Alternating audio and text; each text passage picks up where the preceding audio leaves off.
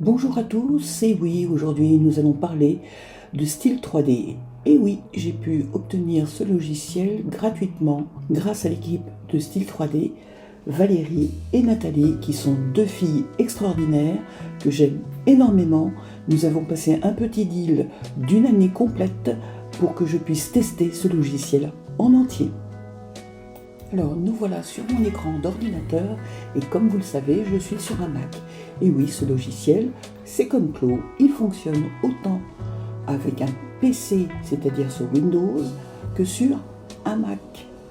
Et donc, je vous présente Style 3D.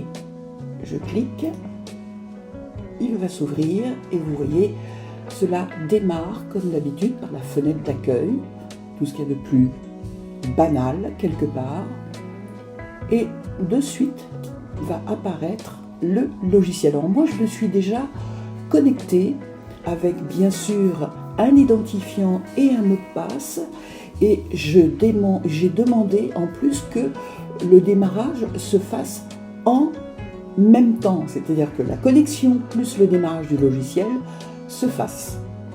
Donc comme vous pouvez le voir, ce logiciel est légèrement différent dans la présentation que Clo. Vous avez bien évidemment à gauche une fenêtre qui va être la fenêtre 2D, contrairement à nos habitudes où c'est dans l'autre sens dans Clo. Et là, nous avons une fenêtre 3D. Alors ici, vous allez pouvoir trouver la possibilité éventuellement de disposer vos fenêtres comme vous en avez envie. Et donc là, moi, je suis habitué, à cause de Clo, bien évidemment, à avoir la 3D à gauche et la 2D à droite. Donc, c'est hyper simple de disposer concrètement ces menus. Si j'avais envie de disposer mon menu de l'autre côté, je le ferais, bien évidemment. Si j'étais gauchère, c'est ce que je ferais. Voilà. Et comme vous pouvez le voir, la barre d'outils se trouve en haut. Alors si je clique, vous voyez, sur les petits boutons qui se trouvent en haut de l'écran, là je suis dans Accueil, là ce sont les composants, les outils, mesures et réglages.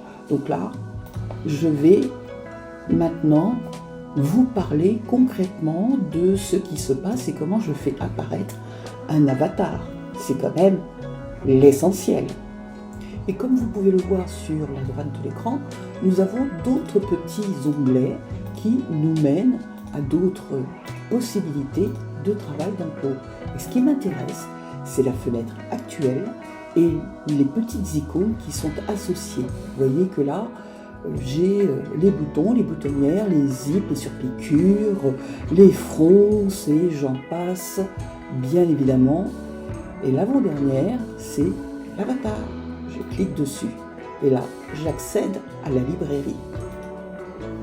Voilà, donc là je suis dans la librairie et j'allais dire Clo 3D, mais c'est style 3D. J'ai failli avoir la langue qui fourche, grand Dieu.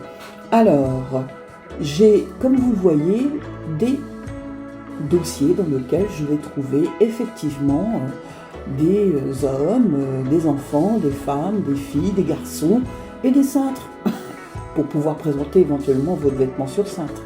Et puis vous avez ici un avatar, d'accord, qui est une pose. Donc là, ce que je fais, c'est je clique sur femme et j'ouvre dans ce dossier femme d'autres sous-dossiers qui vont me permettre de customiser, d'accessoiriser mon avatar. Donc là, je sélectionne ma femme, je clique 2 fois dessus. Là, j'ai une fenêtre qui s'ouvre et qui me dit est-ce que vous voulez ouvrir ou ajouter. Donc moi c'est ouvrir. Après, translation, c'est tout simplement quelle unité dans laquelle je veux travailler. Donc là, ça va être pour moi comme à mon habitude des millimètres et je dis OK. Automatiquement, mon avatar va s'ouvrir et voilà. Donc là, j'ai plus qu'à fermer ma fenêtre. Et vous voyez mon avatar concrètement sur ma scène. Donc là, je suis sur la touche droite de la souris et donc je fais tourner mon avatar dans tous les sens.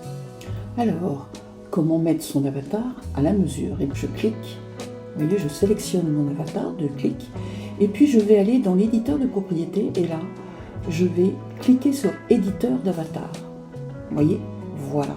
Là, bien évidemment, je vais avoir une fenêtre qui s'est ouverte avec toutes les mesures de mon avatar. Vous voyez que là, je gère en fait la grandeur de mes fenêtres sans trop de problèmes.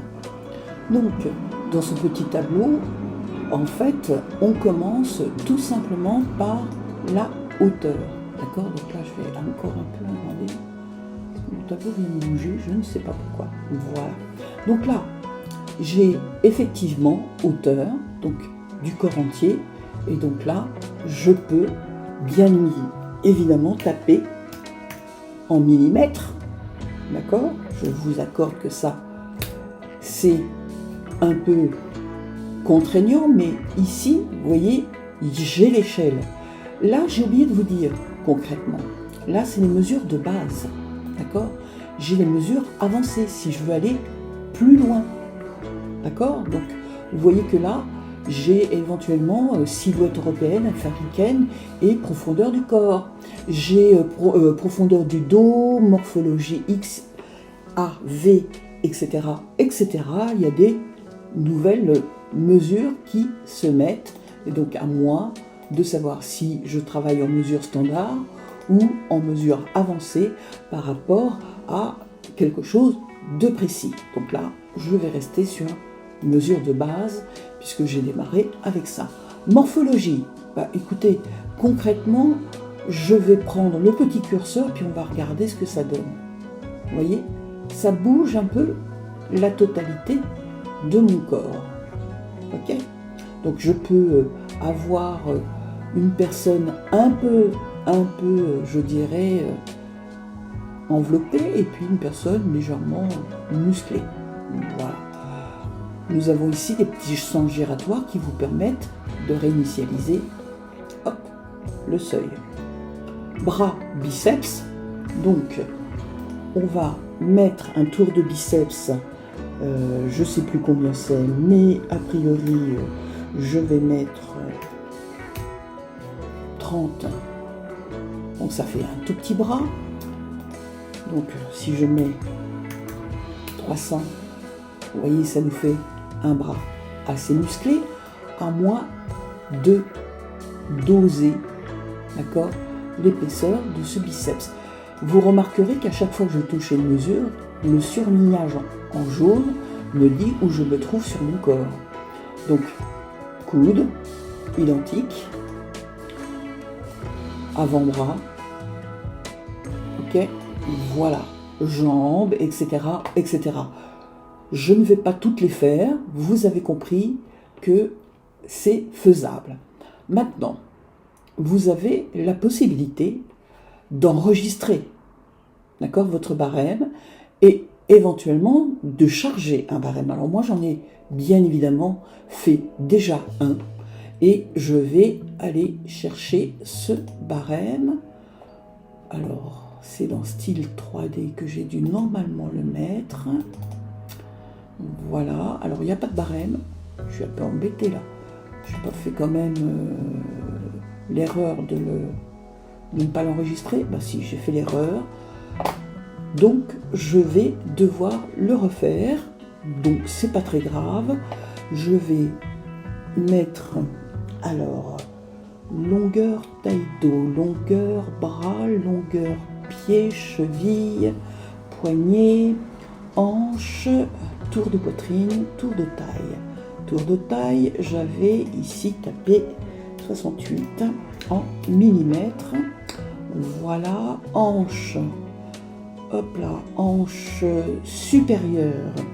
Hanche supérieure, nous avions une valeur de 85, si je ne m'abuse. Voilà, donc c'est bien sûr pas des centimètres, Sophie, ce sont des millimètres. N'oublie pas, voilà ce qui paraît plus logique. Hanche inférieure, nous avions un tour de bassin de bing bing bing 94, donc n'oublie pas que nous sommes en millimètres.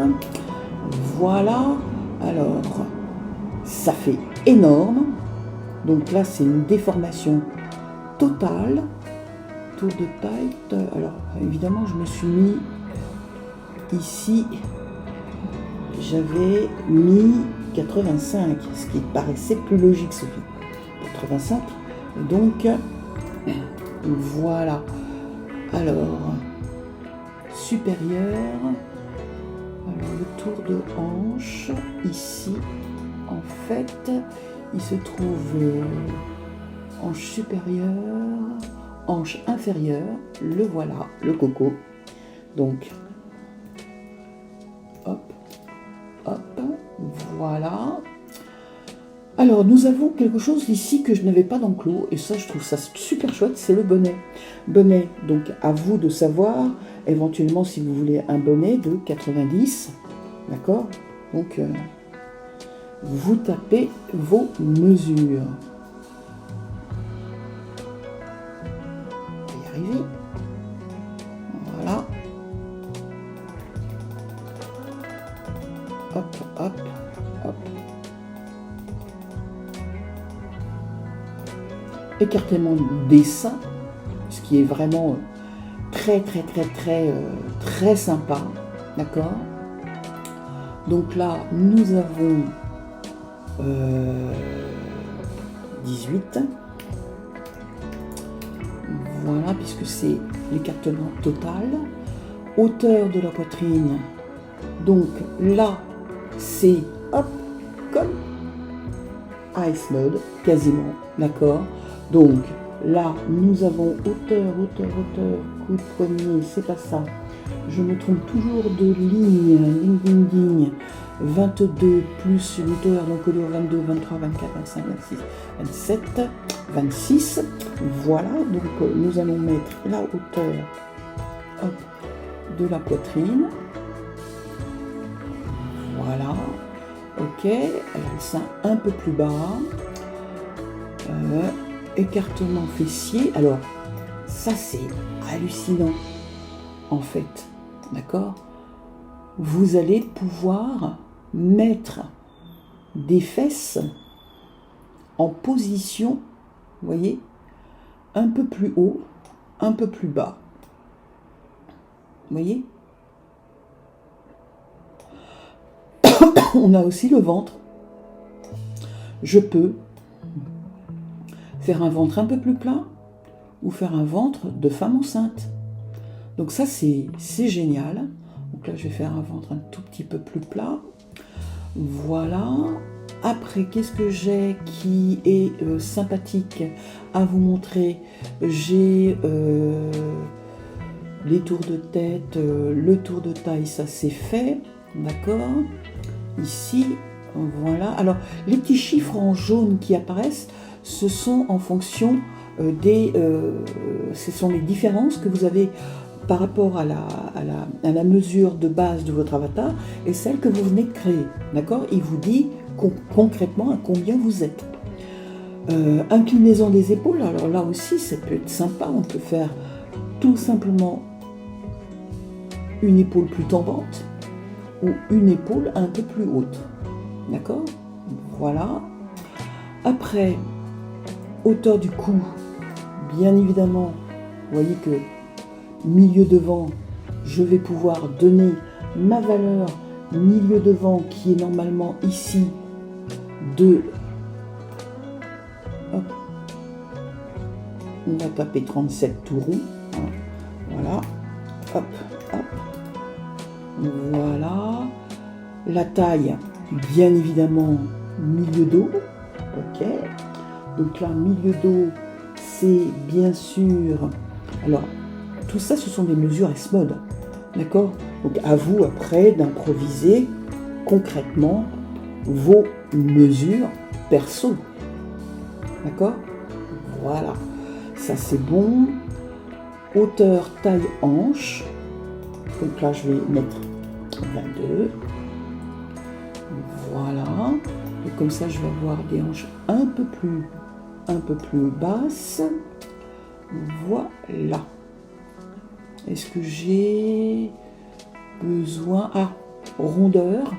Alors, rondeur, ça c'est... Vous voyez? Voilà. Cambrure. cambrure. La stature, vous voyez, de mon dos va changer en fonction de la position que je mets. Ou je peux revenir à ce que c'était avant. Voilà, on parle de quelque chose de standard, de quelqu'un qui se tient droit, ce qui est très rare, d'accord? Mais là, on va dire que concrètement, j'ai quelque chose de beaucoup plus développé que sur Clo 3D. Bien, maintenant comment enregistrer? C'est simple, vous allez sur votre petite disquette, vous faites cette petite disquette, vous créez vos dossiers de barème et là, vous faites un enregistrement de votre dossier.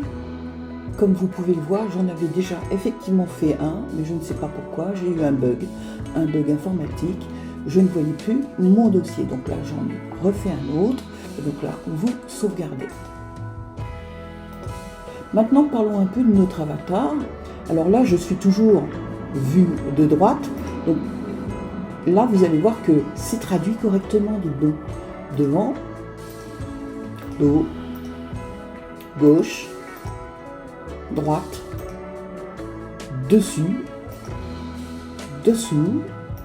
Ça c'est exactement la même chose, d'accord? Donc si j'active mes touches de clavier, je peux passer, vous voyez, d'un module à un autre, clac, d'accord? Donc c'est facile, c'est pratique et ça mange pas de pain.